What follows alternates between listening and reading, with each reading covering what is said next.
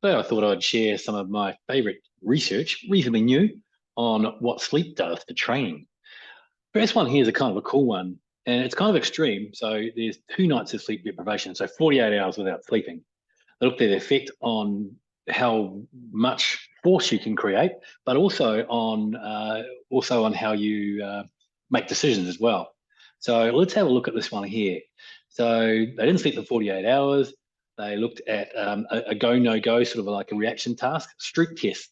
Those are those weird ones, where they go, you read a color, you go green, red, and then they change it, and the writing's in red, but it says green, and you've got to say what the color is. Those kind of weird challenges. They looked at mood and some other bits as well. I'll skip to what they actually did in the test here. So they did a maximal grip strength.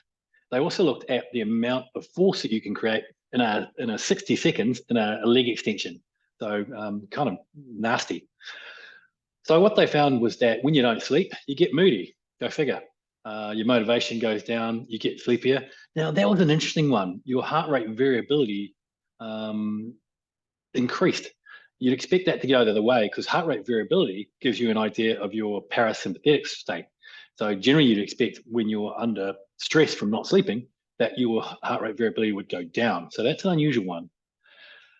There was a loss of maximal strength in the legs, but not in rate of torque development or force development. So in other words, you could develop the force quickly, but you just couldn't produce as much of it, and it didn't last as well. Didn't seem to affect grip strength after that one, which is interesting.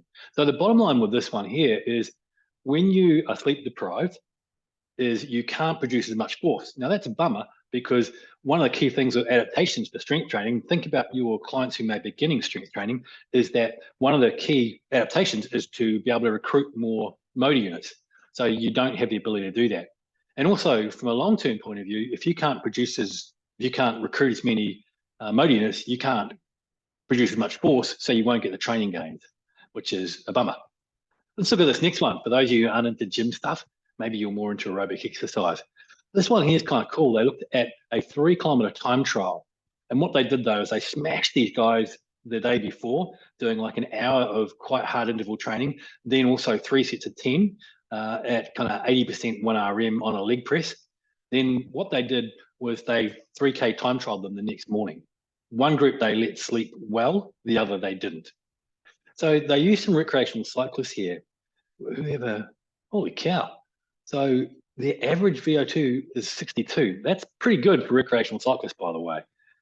So they would be good recreational cyclists, or potentially good recreational cyclists with a VO2 max like that. They've got big engines. So what they found here, and let's cut to the chase here. Here we go. A single night of sleep restriction following heavy exercise had marked consequences on 3-kilometer time trial performance the next morning. So in other words, if you're training hard, if you don't sleep well, don't expect to train well the next day. Now, is that due to, well, the interesting thing was the strength, they also did a strength test the next day as well. And what they found out, the strength didn't decrease as much. So in both of those 2 studies there, what they're indicating is that when you don't sleep well, it reduces the amount of energy or brain stuff you can push down to your muscles to get working. So it reduces central drive. You get central fatigue. So if you've got an important event coming up, and particularly if you'll go day in, day out, so if you've got stuff backing up as an athlete, you need to be sleeping well in those days to perform well the next day. All right, so if you're not an athlete and perhaps you're more interested in the effects of what that's going to do to body composition, which is very common in a gym environment, what they looked at on this one here was it was a kind of cool study. It's a crossover study. So in other words, they got people sleeping, then not sleeping. So they did they did both cases where they slept well and then they didn't sleep. They kind of washed it out in between. So they kind of, both people did both protocols.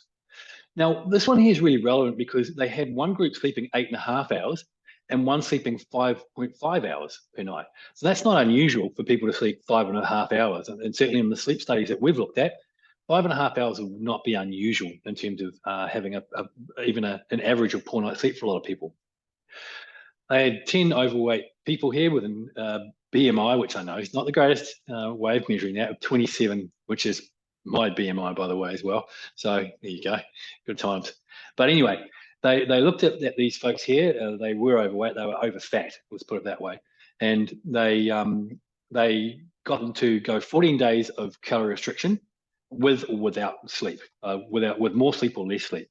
Now, here's the scary thing: is they all lost about 3 kilos of fat, or three kilos of weight, I should say. But where that weight was lost from was the kicker. So when you didn't, when you got a lot of sleep, most of your fat loss was most of your weight loss was from fat. Okay, so the ones that slept more lost 1.4 kilos of fat versus the ones that got low levels of sleep, which was 0.6 kilos of fat. So if you think of, well, what are they losing then? It means that the guys that were sleep deprived, 5.5 hours sleep, actually lost more muscle mass. They lost 60% more muscle mass. Now that's a problem because, and let's put this all together now, if you've got clients who are sleep deprived, they can't recruit as much motor units, so they can't get the strength gains. They can't make, they won't learn as well either. That's the cognitive stuff, which there's some other good studies showing that as well. They're unlikely to recover as well the next day. And also they'll lose muscle mass if they're on some sort of dietary restriction, which will make it even harder to get those gains there.